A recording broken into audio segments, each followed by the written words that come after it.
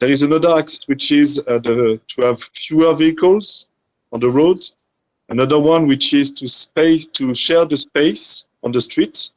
And the last one, how to better manage the traffic in the city. Can you hear me? It's okay? Yeah, we can hear you.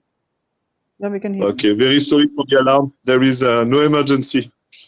So if we go first to the development of the public transport, if we look at the development that we had in France, we were focusing on the development of the metro. Automatic metro have been developed in our country from the 70s to the 90s. And as mentioned today, there is a second development of the metro. So during 20 years, France has focused on the development of major public transport in the metro, in the urban city.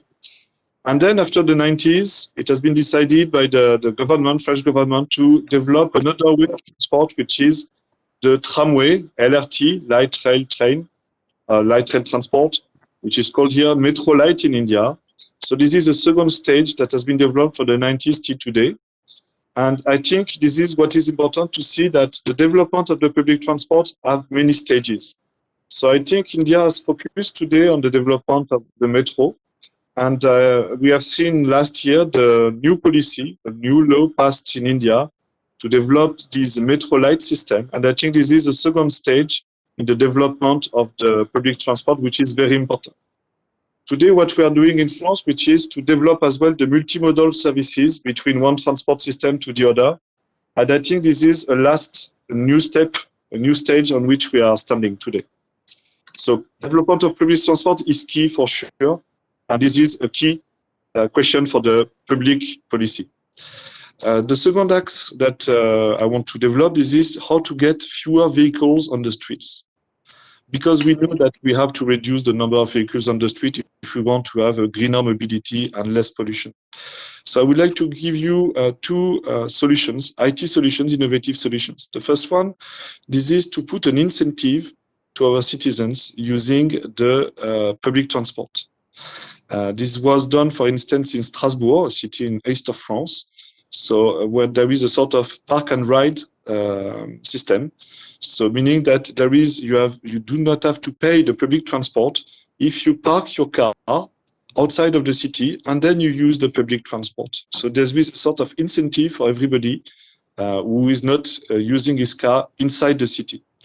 Another way that we have done, it was in Rotterdam. Rotterdam is in the Netherlands, which is called what we call the reverse tolling. So reverse tolling, this is very, very unique. So there is in Rotterdam an expressway, so you have to pay for the expressway. But if you are not using the expressway during the peak hour, then you are getting money. Instead of paying the expressway, you are able to recover some part of the money. So the government is paying, and the municipality is paying you some money if you are not using your car during these peak hours. This has been experimented with a great success in Rotterdam, and the decrease of the numbers of cars on the street was minus 6%. 40% of the car users were using this app. This is an app.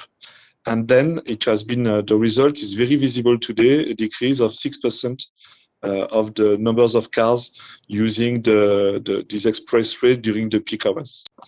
The last solution to get more vehicles on expressway, this is as well to have lights at the entrance of the expressways, so that the lights and the traffic is regulated by these lights. So this is a solution that we are today implementing in Grenoble, in Lille, and in Paris. When you want to use the expressways, depending on the hours, then you have to spend some time in front of this light. When the traffic then is becoming normal, then you can use the expressway. So there are solutions, innovative solutions using IT, so that we can reduce the numbers of vehicles on the street. The third pillars, I would say, is to share the space on the street. And this is very important model that we are using. I think this is unique model that we are using in France. We have developed dedicated corridors on the street for either the public transport, so for instance, buses, or for the metro lights, for the tramways. So with the space, we have reduced the numbers of lanes for vehicles and increased these lanes and dedicated these lanes to the public transport, either the tramways or the buses. If you don't want to have a dedicated lane only for public transport, we are using as well what we call a dynamic lane. This has been used, for instance, implemented in Lyon, the second big city, major city in France. So you have a corridor on the street, and depending on the hours, when there is the peak hour, then this lane is dedicated only for the buses. And during the rest of the day, then all the vehicles can use this lane. But during the peak hours, then the public transport only, the buses, are allowed it to use this dedicated and specific lane. So this is managed as well by an IT solution. The last solution that I wanted to mention, this is to better manage the traffic. This is very important as well, and this is very innovative. So for this one, we are developing today what we call the mobility control hub. This is experimented in Rouen, and we have as well some experience here in India.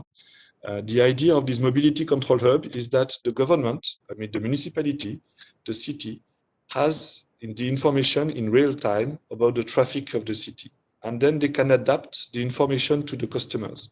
For instance, in Rouen, we are able to, if there is, for instance, a specific lane on which a specific street, which is forbidden because, there is too much traffic or there is noises for the citizens, then there is a link with Google Map, so that when you are using Google Map just to have your way in the city, Google Map is not proposing this street to you. So there is a link between this mobility control hub managed by the authority and the Google Maps application. Another solution that we have experimented with big success, this is the smart parking. So smart parking solutions. This has been managed, for instance, in Paris. And today we have some cities in India are already contemplating this kind of solutions. This is to better manage the parking on street. So for that, there will be, we have in Paris, for instance, a dedicated car, which is doing the reinforcements, looking at the cars parked on the street. And then if there is any car was not paid or was, the parking is not respected, and then there is a penalty directly sent to the client, to the person, to the car user. So in Paris, for instance, before this app was before this IT innovative solution was in application, only 85% of the Parisian, of the car users in Paris were able to pay their penalties. And today, almost 100% of the car users in Paris are paying this kind of penalties. So this is a benefit of the city. This is as well of the benefit of the mobility in the city. So as you can see, this is a kind of innovative solution, either to make more public transport and develop multimodal services, fewer vehicles on the streets, to share the space on the street, and to better manage the traffic. These are very innovative solutions on which IT can be used to have a greener mobility. But for all these solutions, the public policy is key.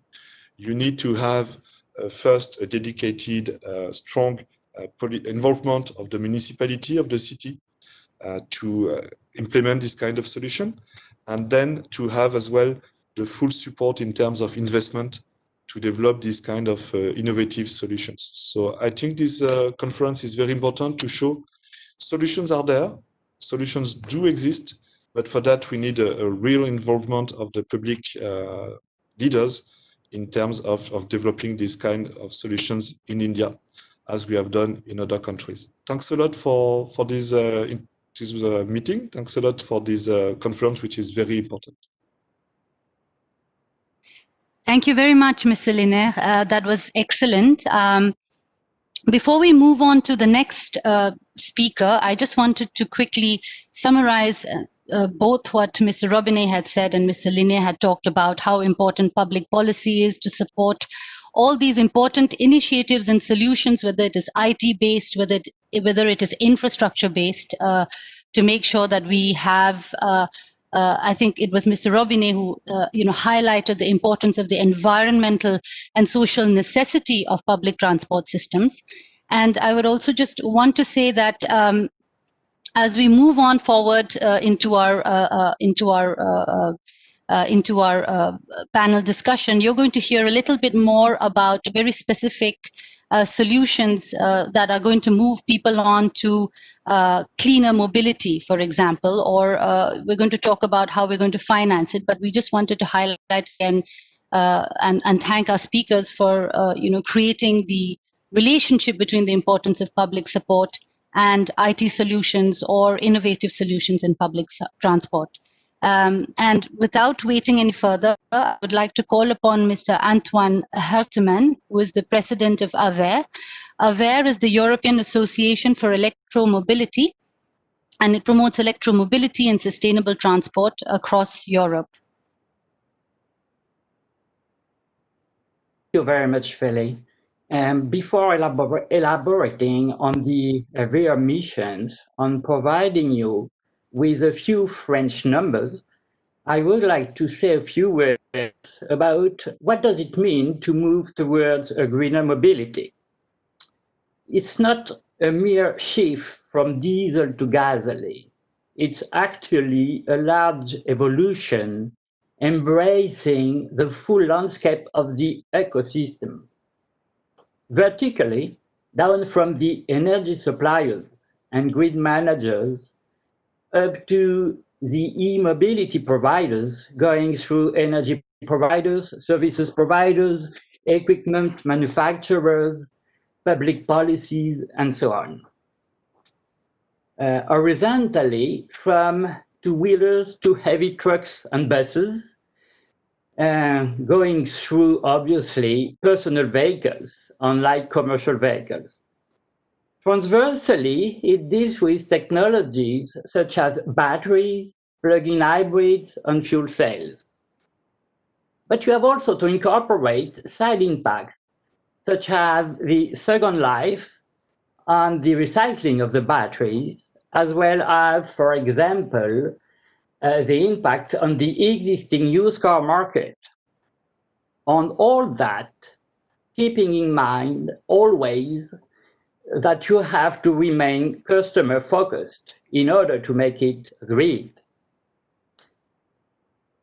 That's why, alongside the public agencies and the business associations and federations, the AVER has been created in order to gather all the ecosystem stakeholders with four main missions.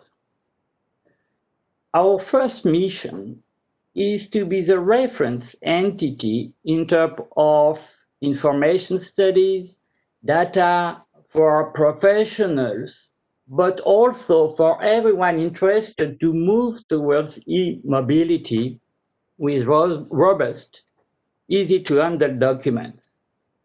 This is key in the today world. The second mission is to set up and follow up cross-businesses working groups on technical, legal and tax, financial, or cross-functional and communication topics. The third mission is to lobby with the public entities. And the fourth one is to lead a group of independent regional associations to develop e-mobility in the best way at the heart of the regions. Now, concerning the French market and focusing on particular cars and light commercial vehicles, the current fleet of battery EVs plus plug-in EVs plus hydrogen EVs is around 400,000 units. It's only 1% of the total fleet in France.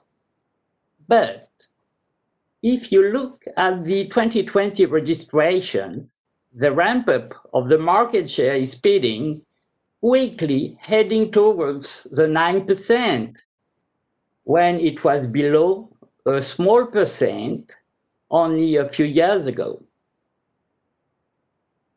There are today around 300,000 charging points in France.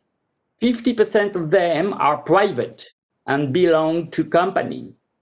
Another 40% are private but belong to individuals. And 10% are what I would call open access to the public. Since a few years, the French authorities are pushing the greener vehicles through incentives for EVs and PHEVs or hydrogen purchase, for scrapping all polluting vehicles, and also for installing charging points, either public or private. As a conclusion, I will say that greener mobility is a huge project and will not come out overnight.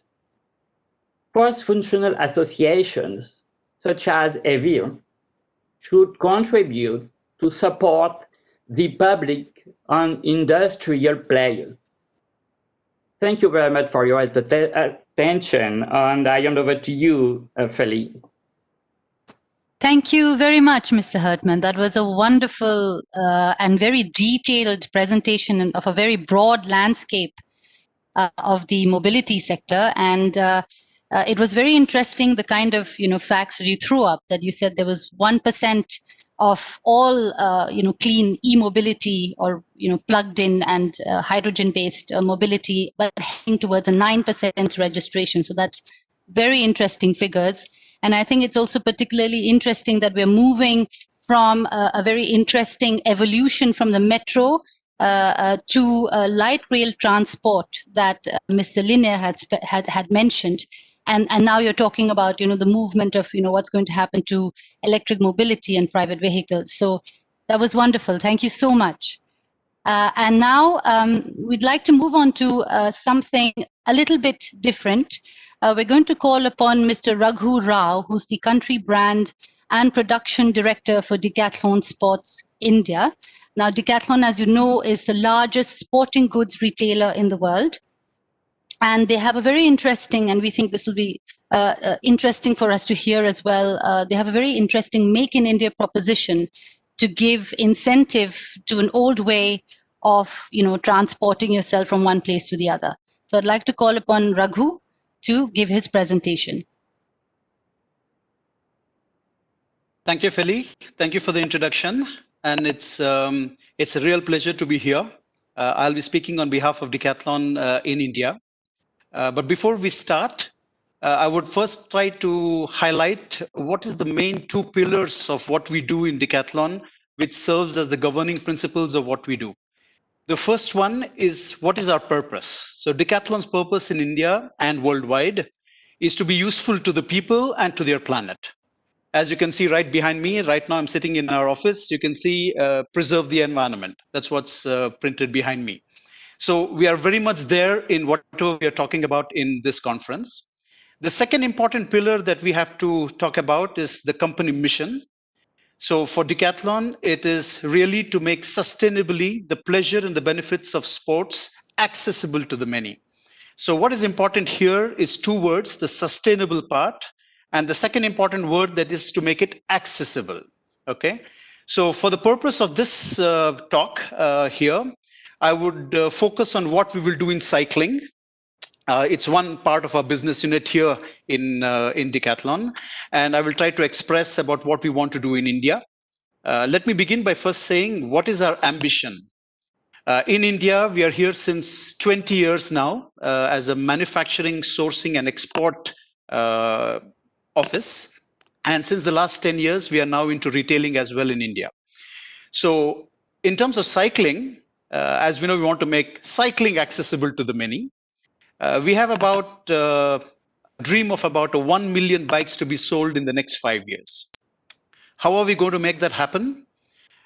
It's really about trying to target new cyclists by creating some products, innovative products that we can design, engineer in India, and make it according to what our Indian users want. Then there is another set of people, a lot of cyclists like me, for example.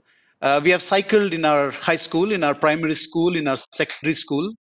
But between after that, we have completely stopped. So if I take an example of myself, I was cycling till about 17 years of age, and I restarted my cycling as a consistent cyclist only at the age of 44.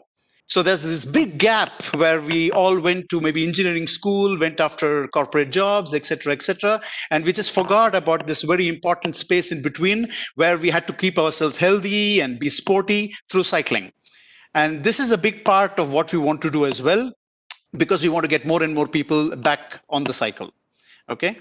It's very, I would say it's quite easy to understand what are the different benefits of cycling. There are a lot of good reasons to cycle. It's good on the economic point of view. It's good for health. It's very good for the environment. So we have a lot of things in common as to what we want to do to make cycling accessible to the many. Now, just to give you an indicative number regarding what we want to do in terms of trajectory of our growth in India, we have to grow at a year-on-year growth of about 20%, okay, to reach about 1 million cycles in the next 4 to 5 years. But what we have seen during this COVID crisis has really surprised us. At one point of time during the beginning of this year, we were running after canceling of orders because we didn't know what can happen. And 2 months later, we saw that cycling has gained so much of momentum, not only in India, but all over the world. And at this stage of our evolution, in this month, year to date, we are now growing at a plus 45% growth. And all this with about 50% of shortage rate, which means very clearly the supply is the difficulty, the demand is really high, which means more and more people are coming onto the bike. And this is something that is really encouraging for a company like Decathlon. And now our challenge is how to keep it consistent, how to really keep it going on at the same level, at the same pace. So clearly over the last 6 months, we have seen a complete change in consumer behavior, consumer habits. Cycling is a part of the story where we can say we can keep our distance, social distancing. It's one way to remain healthy. So we have a lot of impulse. Our workshops, for example, they're full because a lot of people who have bought cycle 10 years back have come back to this store to service them because they want to ride the bicycle. So indicatively, we can see that our challenge will be to see how we can double the momentum, which has already begun because of this situation that we are facing today, but then to keep them on the bike, to continuously keep them on the bike, either for health reasons, either for leisure reasons, either for sporty reasons, because they want to do competitive cycling. We in Decathlon are here to manage everything from the beginner to the expert. Now, in India, what have we done over the last 20 years to support all these ambitions that we are facing? First of all, let me talk about our manufacturing. We'll be very proud to state here that more than 90% of what we sell in India is made in India. Thanks to everything that we have done over the last 18 years to influence all the French expertise of our manufacturing in India with our subcontracted vendors, we have been able to grow them and to grow them to reach a level of standard that is close to what we can see also in the automobile engineering industry. So it's something that we're very proud of because it was something that we used to keep listening on social media when we started to talk about how important is India, Decathlon in India regarding make in India. And we said, hey, 90% of the cycles we sell are made in India. So this is something that is very positive as a company, as a fact that we want to really invest our energies in building our projects in India. The second important thing is about R&D. So we in Decathlon, we decided to send a few team members from India to France, get trained in our headquarters, come back to India, and to get ready to kind of conceive products according to the Indian user needs. So we had this excellent engineering work that has been going on since the last 4 or 5 years to say that one day we will not be duplicating products from France, but we will be creating products according to the user needs of India. So this is something that we have created in India, a technical R&D center, to really move our ambition forward in India. Then we have our brand, which is Between for cycling. And in this brand, we are doing everything that is necessary to make cycling accessible to the many. And what we decided to do in India, considering that it's a growth economy, considering the fact that today in statistics, for every 1,000 people, we probably have 90 cycles.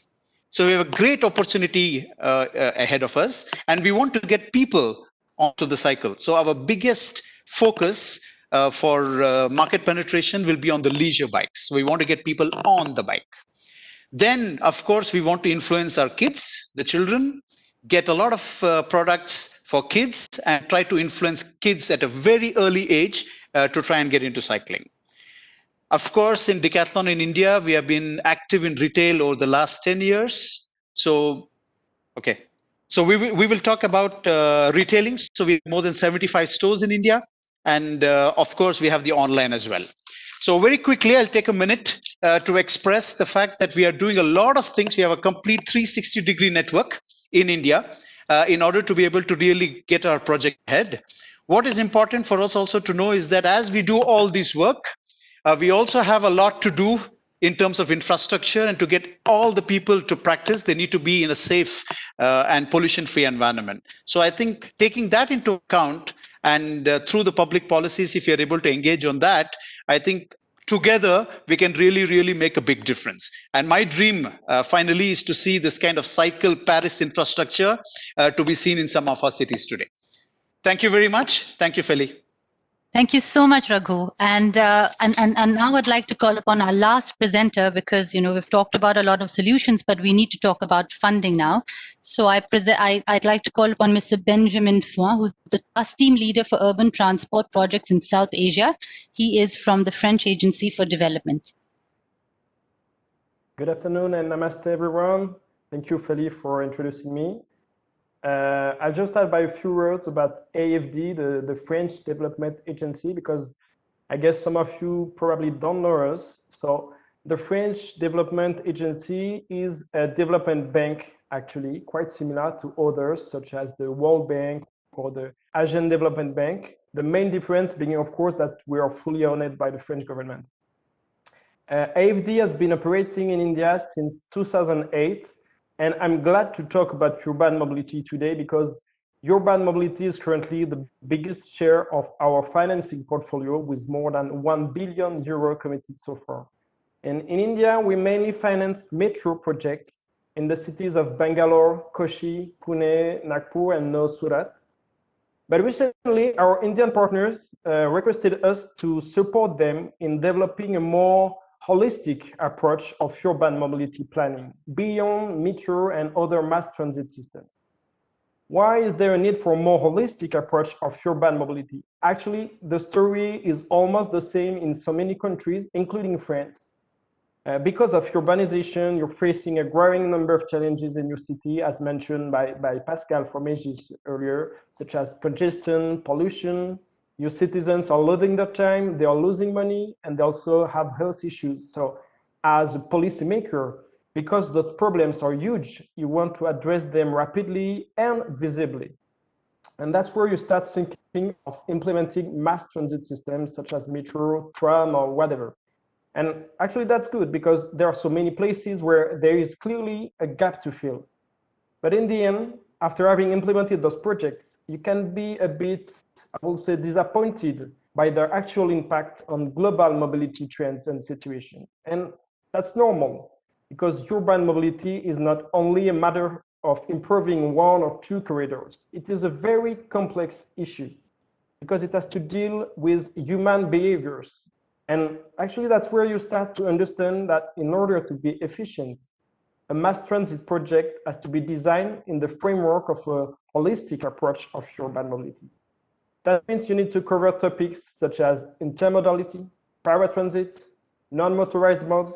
You need to think about last mile connectivity, about transit-oriented development. You also need to address environmental issues such as greenhouse gases emissions or air pollution.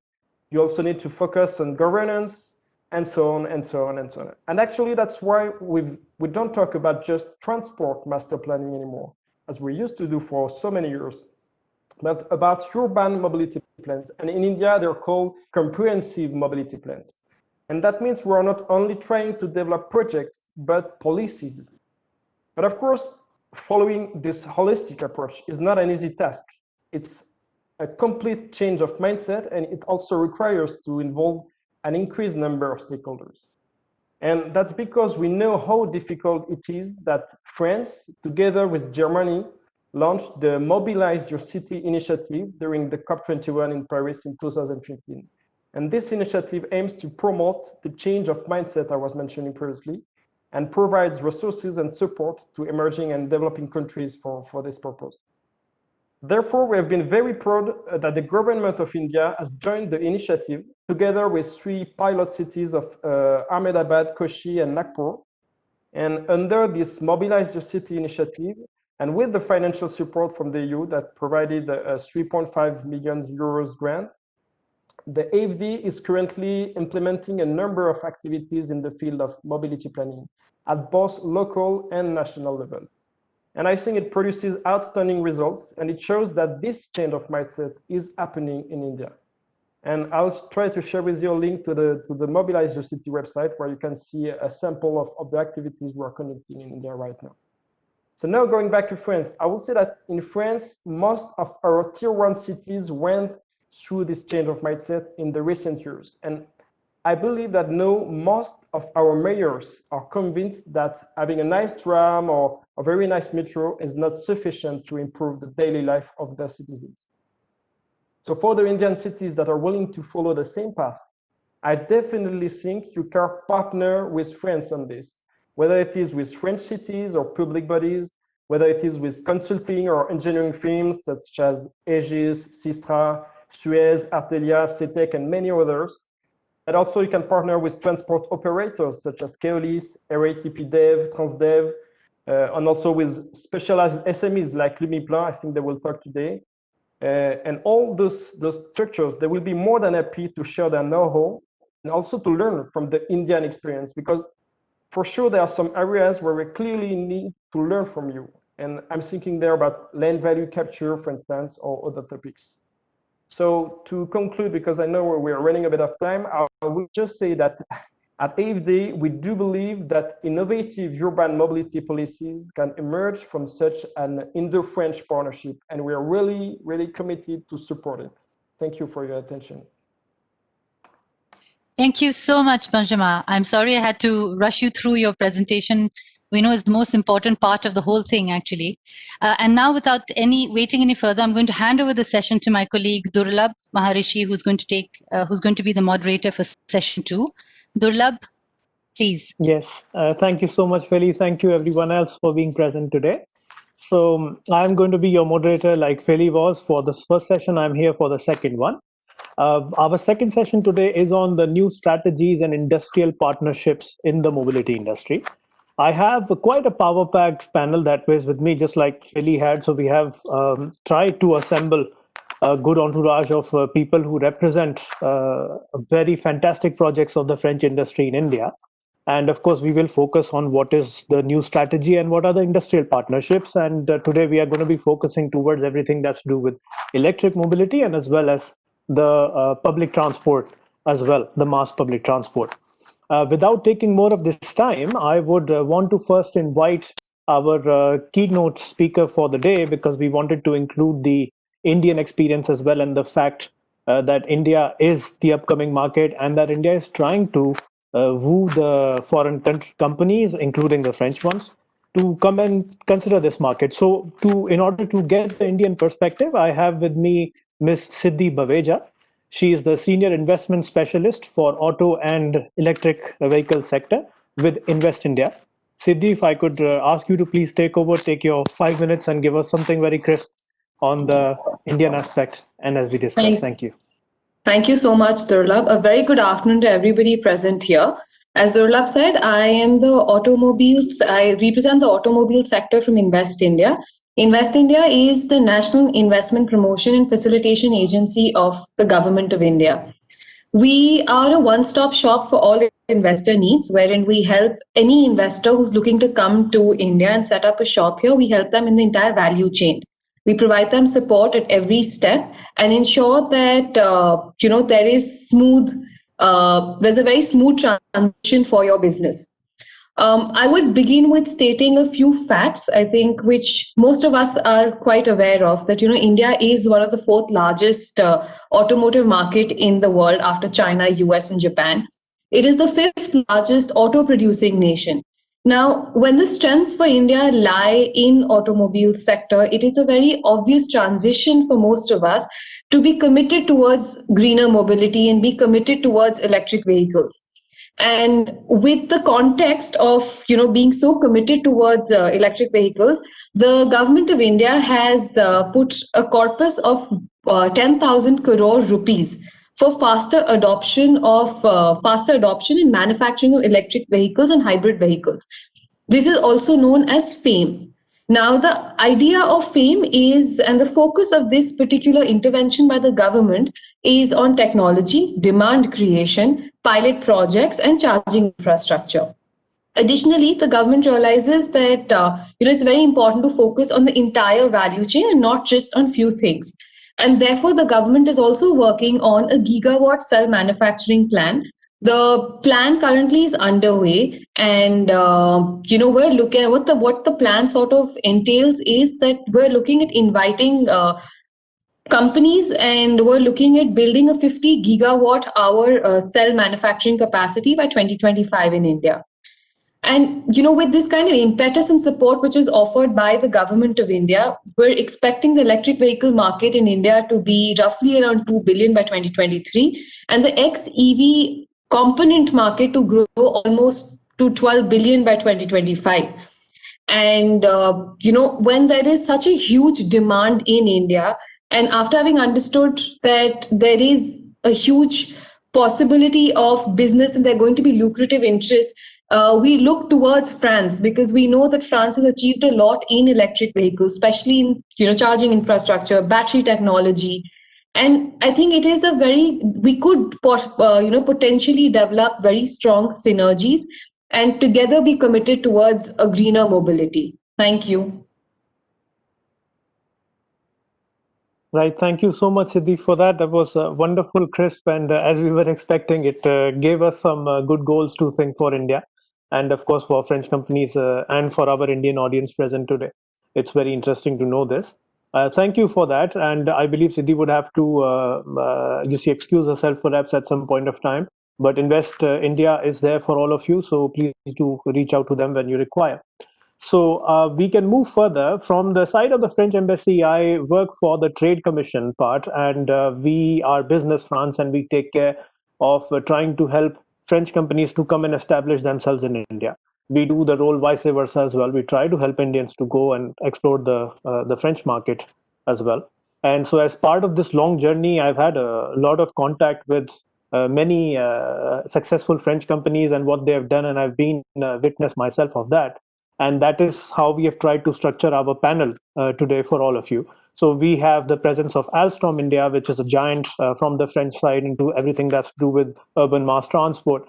We have Valeo, which is heavily invested on everything that's to do with electric mobility in the French market and now are looking up for India as well. We have Forsea Power, which is another very important French company, which is into the battery technology and storage technologies. And they are very soon going to be on the Indian market with an important engagement. I would let them break that news to you later or today. And then we have UMI Plan, which is one of the finest tech companies that we have into the ITS solutions on the Indian market. And they have a very interesting story to share with you as well. So I would like to begin with Alstom India. We have Mr. Alain Spohr with us. He's the managing director for Alstom India and South Asia. And Mr. Spohr, if I can ask you one question for our entire audience. Alstom India has a significant success story in the mobility on the Indian market. Can you please share your experience in India as a successful French enterprise and put a special focus on the new challenges and solutions which are coming ahead? It can be the electric buses, it can be the H2 technology, the hydrogen. What would be your answer to us, please? Please, if you could share your opinion. Thank you. Good evening to all of you, and thank you for inviting me tonight. It's a pleasure to share my experience with you and to listen also to the experience of other people in this forum. We say what is our experience here in the country. I think clearly the key asset for us is our very strong established domestic base. And the connection which we have to the global innovation and technology of a global company, but with the possibility to develop domestic product in order to answer to the requirements and the needs of our country. Clearly, if I look at our footprint, we have today in the country more than 3,000 highly skilled and trained engineers and managers, which are involved in all our activities. And we have also a very strong industrial footprint with 4 major manufacturing facilities in Sri City, in Coimbatore, in Madhepura, and in Calcutta, which are manufacturing equipment and components for the domestic market as well as for export jobs from India to the global world. We are also heavily present in a certain number of very big projects in the country, particularly the famous e-locomotive project, which is the first foreign direct investment project in the country, and maybe not the first one, but one of the biggest ones, and which is today very, very successful. We have a fleet of 50 locomotives today in commercial operation, and we have already clocked in 1.3 million of kilometers of operation for our machines. We are also heavily present in the metro activity in 4 major metros in the country. And through our factory in Sri City, we are also delivering this equipment and these trains to the country, manufactured in the country, designed in the country. And this month, we are going to celebrate the 500 metro car out of our city, of our factory of Sri City. So globally, I would say really the key of the presence and efficient performance in the country is the established base.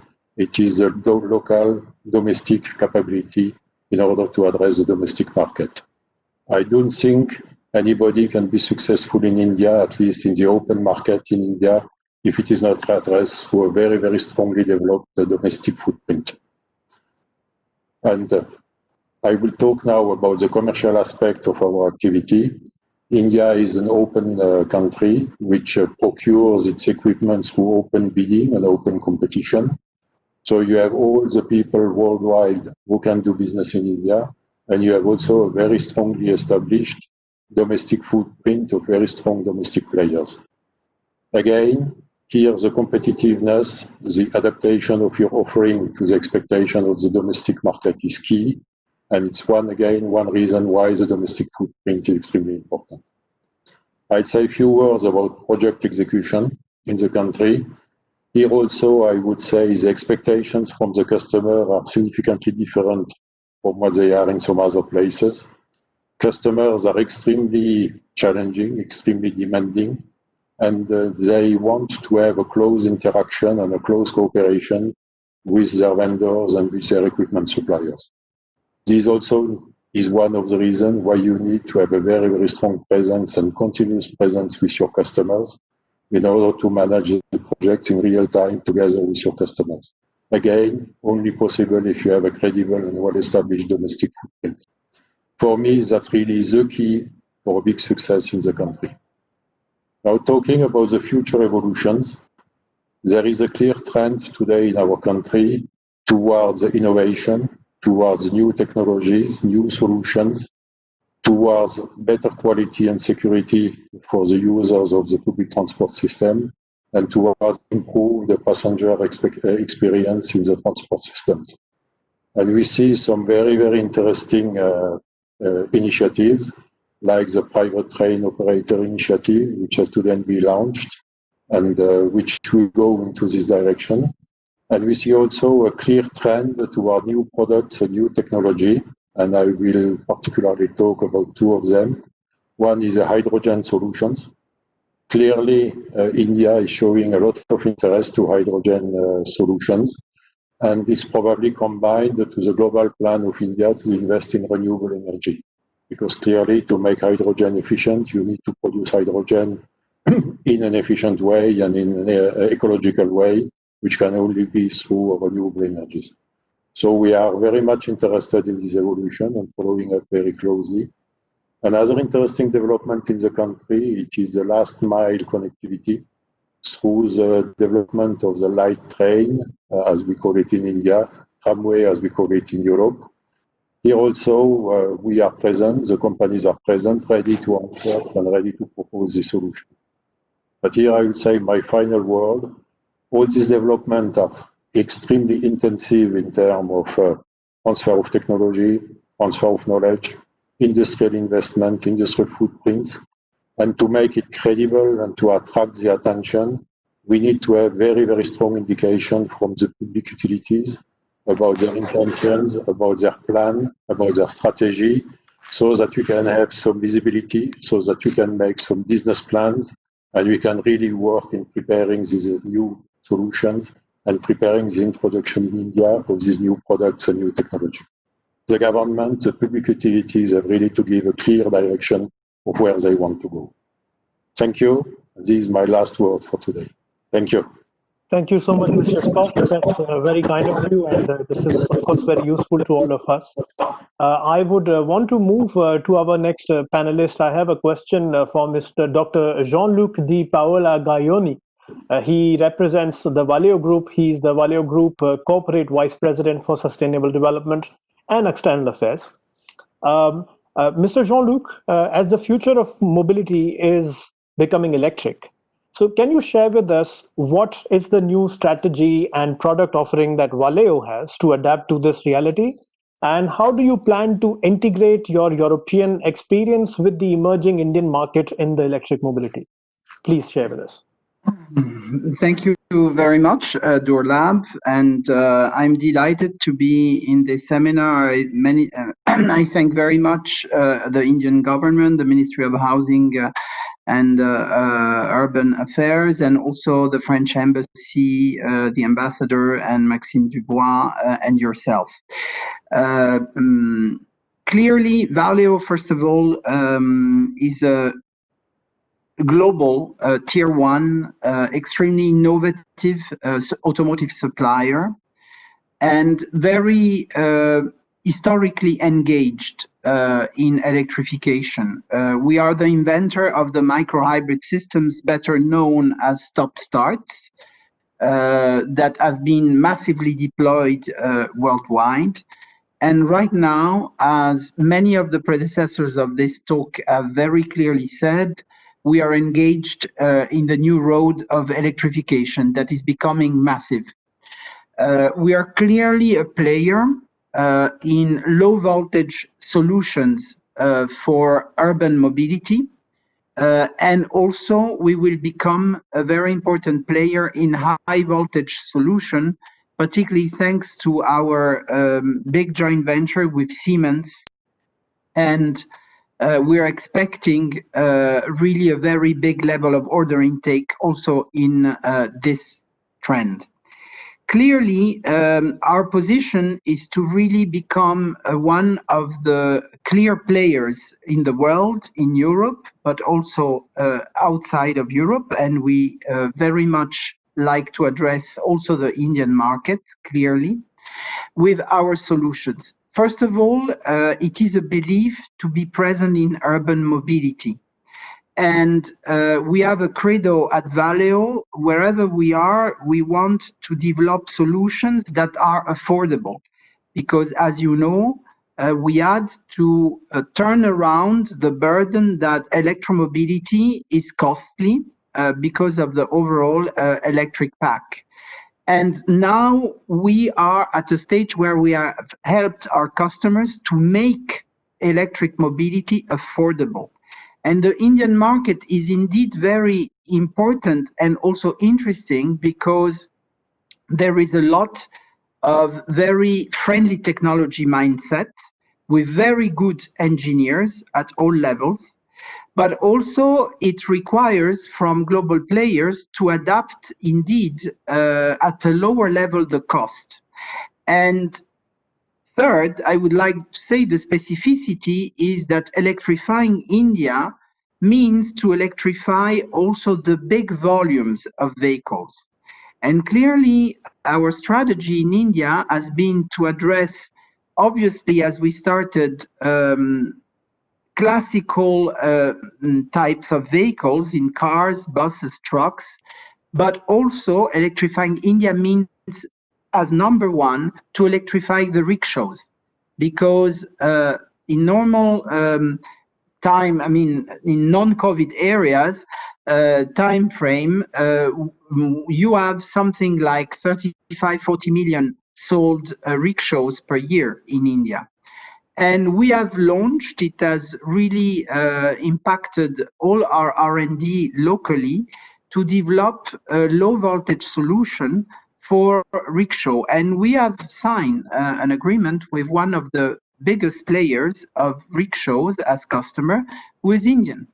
And we're very happy because this will give us, I would say, the credibility of being a technology supplier that can adapt and succeed in the Indian market. Now, in the future, what we want to expand is to clearly reinforce the portfolio of the different players as customers in India, with, I would say, the large Indian players that have been there since a while, Tata, Maruti, Suzuki, Mahindra, but also the foreign players that are important in India. We are very much looking at the growth of players like Japanese, Koreans, and also French, German players, where we have classical, I would say, good commercial relationship with them. What we also want to engage, and that we are doing in India, is clearly an engagement with, I would say, the research. We are really wanting to do as much as we can with, I would say, very good research activity. We have developed a very big center of research in Chennai, where we are interacting in many other universities locally and outside of Tamil Nadu. And we believe that India has the right level of engineering to sustain this electrification growth. What also we are, I would say, exploring and putting, I would say, our solutions ahead is what will be the new type of, I would say, mobility patterns, mobility as a service. I listened carefully to some of the predecessors that spoke before me in terms of solution of better traffic management alliances between public and private transport, between also car share. We are engaging a lot with companies like Ola, and we are dialoguing with Ola Institute of Mobility to understand how such players can change and modify the evolution of mobility and how they can insert more low carbon intensity solution. But what we also do is that we want to be a player in also new micro-mobility. And on that, I engage really the Ministry of Urban Affairs to have better infrastructures, because in many other parts of the world, and particularly in Europe or in America, we are thinking of modules that can be electric and autonomous, that can be the new last mile delivery for freight.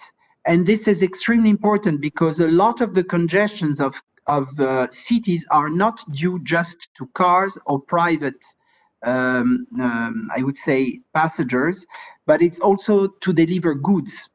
And India is a very ITS-friendly country with many good infrastructure coming related to connectivity. And we need to make efforts together with the infrastructure domain to introduce this new type of micromobility that can be great solutions for freight transport to diminish the carbon intensity of the country, because we do believe that India wants to go step by step as a carbon neutral country, particularly using its solar power. But indeed, we need to find also, I would say, achievable solutions as quick as we can if we want to lower all this congestion and all this pollution. So I stop here, but I think I gave you a real flavor of what we want to do. Thank you so much, Dr. Jean-Luc. That was very interesting. We really did not know that Valeo is doing all these very interesting projects across the globe, and we are looking forward that this would come to the Indian market. I, as a person who's very connected to the mobility sector here, being the mobility expert within Business France, can assure you that India is a very, very promising market with all the technologies that you're trying to bring here. So these are interesting projects. Thank you so much for telling us about them. I would want to keep moving on what we are already discussing in terms of electric mobility. So my next guest, next panelist is Mr. Christoph Gerdner. He is the CEO of Foxy Power, and he is also joining us from France all the way. Very kind of him to have agreed to be part of this today. Mr. Gerdner, if I could ask you one question for our entire audience today, it's that the mobility sector in India, it has some key French investments as India moves towards electric mobility. Can you share with us the business potential, which is seen by Foxy Power, especially in the 2 and 3 wheelers market, a vehicle component segment, and if you could share your vision with us of the market growth post-COVID scenario, please.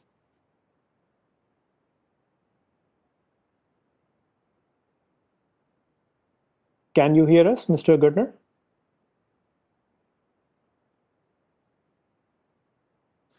Can you hear us? I believe there is some problem. Does not matter. What we can, in that case, Mr. Christoph Gerdner, I do see you connected.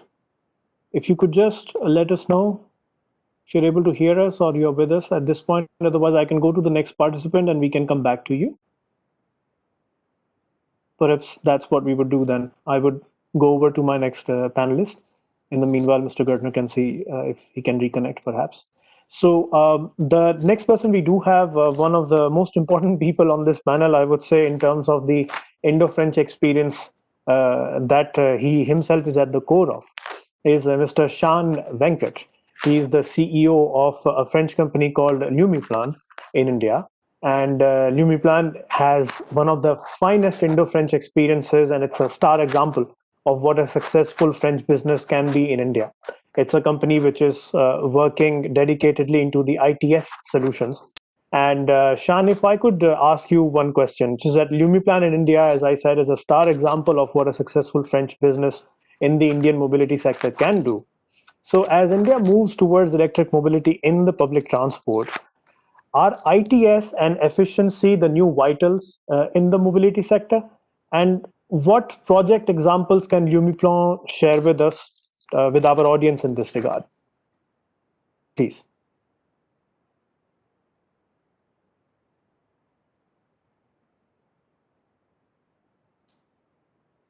Shan, can you hear us?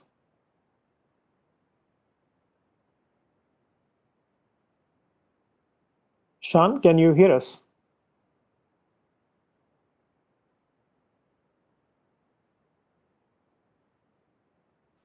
Sandeep, could you check if there is a problem? No, I think Mr. Shan is not joined. I did see him connected earlier. Yeah, I think he has not joined the session. Okay, I did see him connected earlier. Maybe there's some issue with him. Yes, I do see him connected though. He is there. Is it us? Yes, I see his name in the list. You could see. Or else, if Mr. Gertner is here, Mr. Christoph Gertner, are you there now with us? Are you able to connect and speak with us?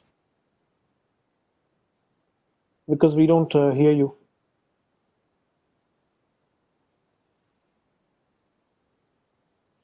Sandeep, could you speak? Dullav is connected as a attendee, I think, not as a panelist. Who? Mr. Gertner. Mr. Gertner, Ju- Sandeep, could you help us? Could you activate his microphone? Let me see. If you could activate his microphone, maybe. Okay, okay. Can he hear us right now? Can he speak, Mr. Gertner? Mr. Christoph Gertner, can you hear us right now? Now I can hear you and I can see you, yes. Okay, Okay. Finally. We do see you. Thank you. Perfect. Technology sometimes can be a little tricky, we guess. Yes, So yes. if I could ask you my question once again, which we missed out earlier. You represent Foresee Power, which is a very important French company into the storage and the electricity storage and electric vehicle sector. So the mobility sector in India, it has some key French investments. And as India is moving towards electric mobility, can you share with us what business potential on this market is seen by Foresee Power, especially in the 2- and 3-wheeler vehicle component segments? And if you could share with us your vision of the market growth post the COVID scenario.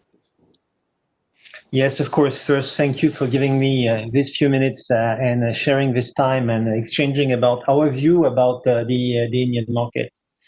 First, just quickly, for those who do not know our company, I mean, our company is a French company fully invested in the development, manufacture of battery systems for electromobility. And when I say that, I mean, electromobility for us is a wide market, a big market.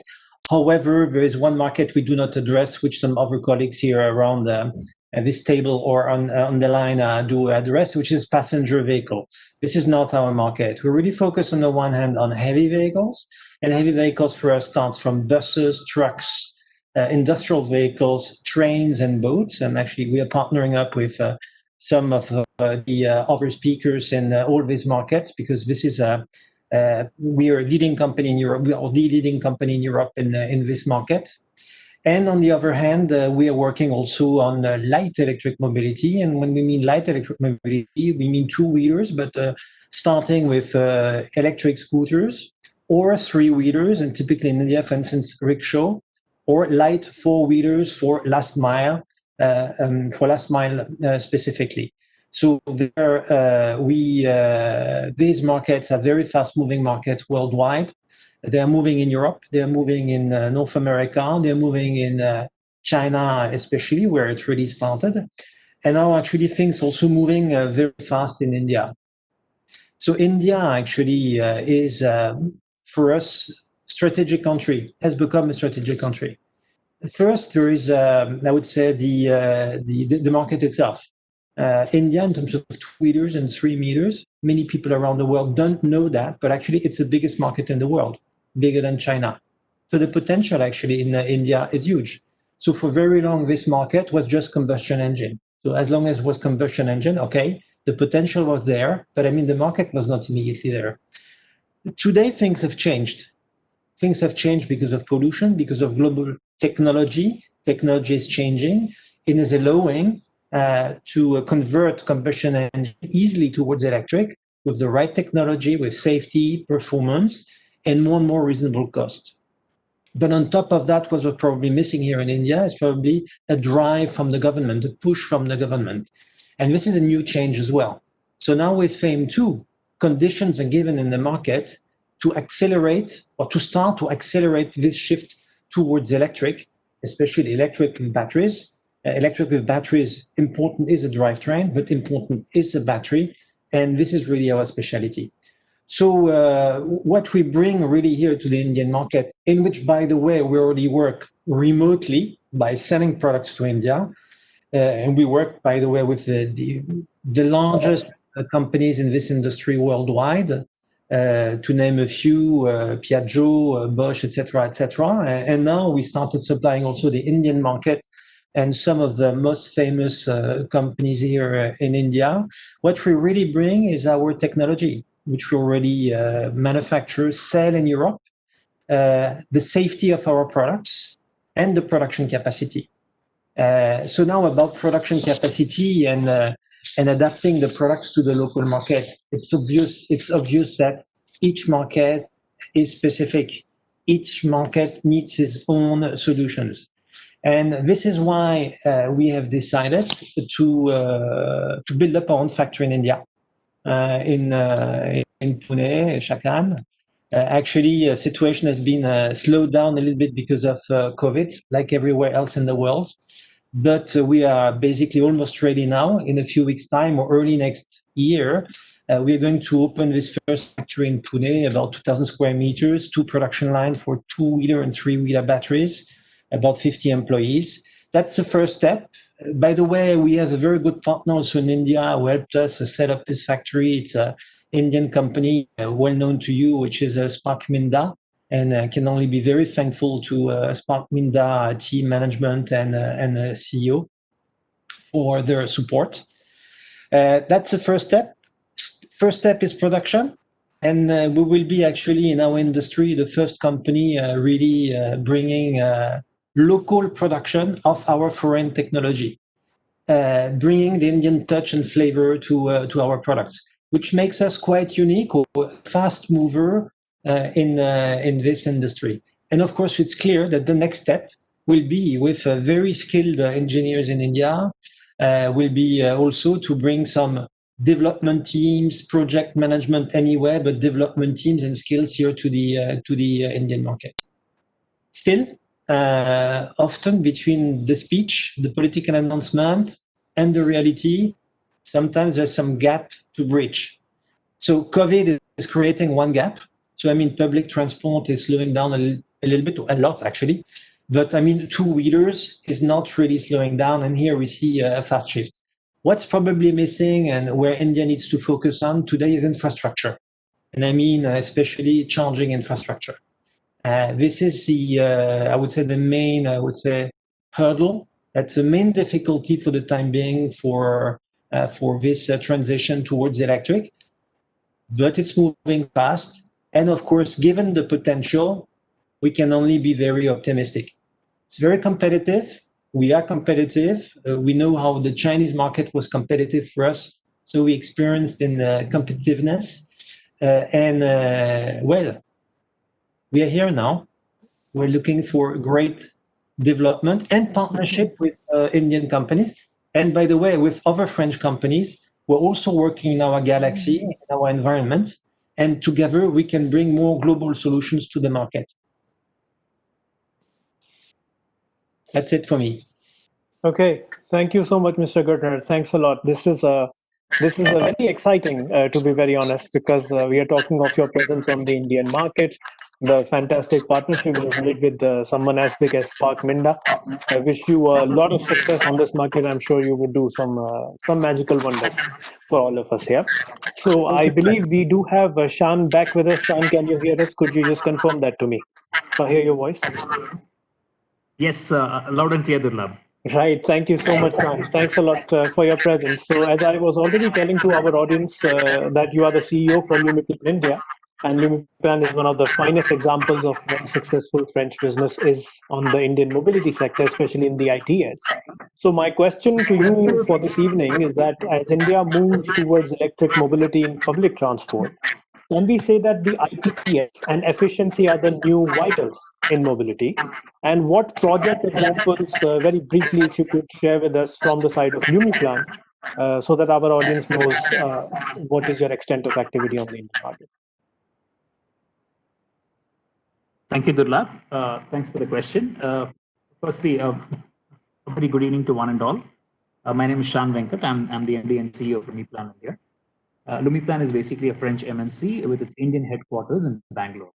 And coming to the question, we would be very happy to answer this because we are one of the organizations in India who's doing the planning and scheduling of the entire public bus transportation system.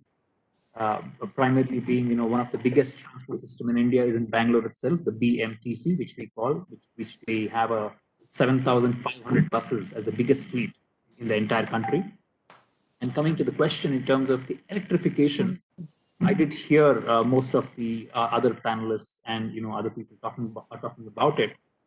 We are fortunate to be in the forefront and one of the first planning players as well to actually plan in terms of how the buses should be running on routes, especially on the e-bus segment. And we've already started doing that in Ahmedabad and specifically in Surat. So we are the chosen planning and operations partner for both these smart cities, primarily being Ahmedabad and Surat, where they already have e-buses being sanctioned under the FAME scheme, FAME, that's the central government scheme. Now, as part of these, what we've noticed, because there have been some pilots as well executed till date last year, primarily in the public bus transport, what we've understood is there are two kinds of mechanisms. One, the first one being a physical, charging infrastructure being fixed in the bus depots or at certain, significant points. This is the first step. This is the first option. The second option is where you have certain, swapping of the batteries from bus systems. So for example, if the bus has, something like it's going on a long route kind of a distance, you have certain mobile units where you can just come and swap the units from the behind of the bus and get it going. Unfortunately, the second option has seen a lot of failures as well as what we've noticed in the Ahmedabad bus transport system. So most of the public bus transport throughout India are focusing on the first option, that is having fixed electrification at the bus depots. Now, with these two options, what we've always been helpful for the authorities is to say that, of course, as Durlab just mentioned, the ITS, the intelligent transport systems, and the electrification, along with the dynamic planning and scheduling, should go hand in hand. And when I say dynamic, it is pretty significant because if you do not have a dynamic planning and scheduling system, you always have a chance of not trying to understand to what extent the resilient battery would actually be planned for, because public bus transport systems, especially in BRTS segments where you have segregated corridors, you can't just take a U-turn here and there. It has to walk through the entire length. So I would say we are in a very, very early kind of a stage as of now, where Lumiplan is directly involved as the primary planning and operations partner for India's biggest fleet, that is in Bangalore. And of course, to India's most modernized piece in terms of bus, both being Surat and Ahmedabad. Things are moving at a pace, as my earlier, panelists and speakers have been saying. But I think it's too early in terms of trying to get into certain options, because still there are a lot of debate on both the options that I've spoken. Where even today the government of India and including MORTH is strongly driving for both of these options to come to a conclusion and take a kind of a mature decision by 2021, probably in the month of July or August, from what I understand from my MORTH team members as well as MOHUA. So this is where we think, and we have been involved in almost all the 5 or 6 major public bus transport city operations, and we are in the early stages. So these two options are the main ones which has been practiced till date, with certain pros and cons coming from both the sides. All right. Thank you so much, Shan, for that. That's very crisp and clear. And of course, we're always very happy to know the updates from all the French companies. Some of them being very dear to us, like Lumiplan, because we've begun the journey together from the side of the French government. And now we have come to the conclusion of our session 2. I would want to just hand it over to my colleague Feli. Please, if you could take over and do the final formalities for us, please. Thank you. I believe you have a very important guest with you. Thank you. Thank you so much, Durlab. That was excellent moderating, I must say. It was very interesting. I'd like to thank everybody who attended this wonderful session. It was very interesting for all of us, at least, even for the moderator, it was very interesting. I'd also just want to thank the organizers for, organizing this session today. It's very important to create a relationship between public policy, as we said, and innovative solutions that countries like France have implemented in their own country and in other parts of the world.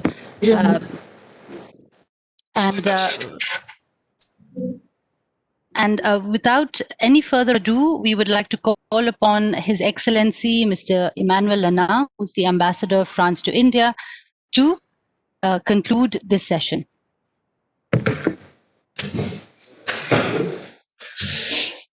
Thank you very much, and good evening.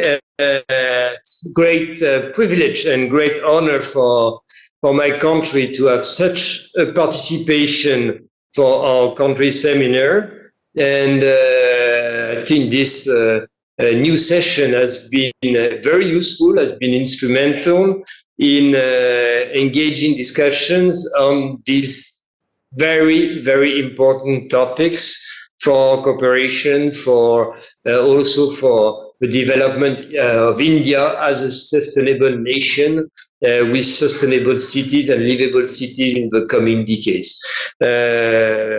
It's important to discuss about our public policies, to discuss smart transportation, to discuss how to adapt our mobility solutions, and also how to integrate these mass transit systems.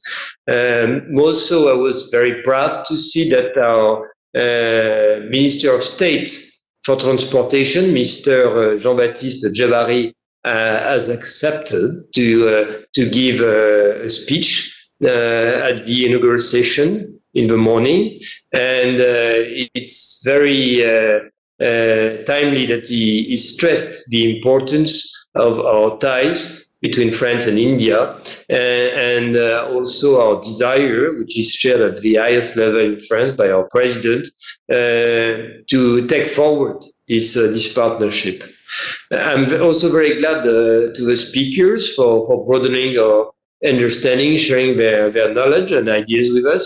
And I think the discussion that took place this afternoon gives us great inspiration for conservation and development efforts and how to cooperate. So let me just express all my gratitude to the speaker, to the organizers, and I'm really sure that today's discussion will pave the way for more cooperation, more efforts toward sustainable mobility and to create a smart, integrated, connected future. Thank you very much. Thank you. Thank you. Thank you, Excellency, for giving us your time. And thank you once more to everyone who participated. You are always welcome to contact us if you have any questions. And Sandeep, if there's anything that you'd like to share about, the YouTube feeds or any other links that you might want to share about the event, Yeah. but I would just say that we're now. First of all, let me thank all of everyone for participating in the very wonderful session, and thank you, Ms. Feli and Mr. Dullah for moderating the session, and thank you, Mr. Lenin, for concluding the session. The session was very useful, and actually, this was the first time France country session was held in UMI, and it was very generous for us to say that it was a very useful session for everyone, I think. And the recording for the session have been done, and the same will be shared by everyone in a later time. And I hope everything is fine. If there is any question from the panelist regarding the same, they can ask me.